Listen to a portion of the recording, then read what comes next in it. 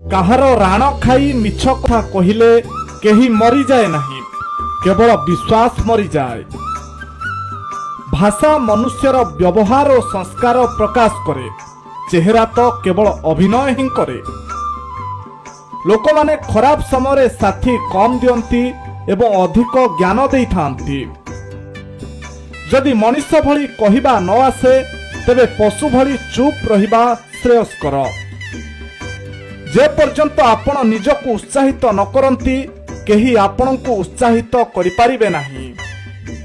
ଭଲ ପାଅ ତାଙ୍କୁ ଯିଏ ତୁମକୁ ବିନା ଉଦ୍ଦେଶ୍ୟ ରଖି ଭଲ ପାଇବାକୁ ଚାହୁଁଛି, କାହିଁକି ନା ଏ ଦୁନିଆରେ ଭଲ ପାଇବା ଲୋକ କମ୍, କଷ୍ଟ ଦେଲା ଲୋକ ଅଧିକ ମିଳିଥାନ୍ତି।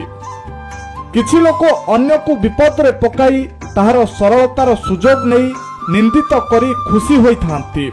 ସେମାନେ ଜାଣିନଥାନ୍ତି ଯେ ସେ ଖୁସି ଅଳ୍ପ ଦିନର, କାହିଁକି ନା ସୃଷ୍ଟିର ନିୟମ ଅଛି ଯେ ଅନ୍ୟ ପାଇଁ ଖୋଳିଥିବା ଗାତରେ ଦିନେ ନିଜକୁ ପଡ଼ିବାକୁ ହୁଏ।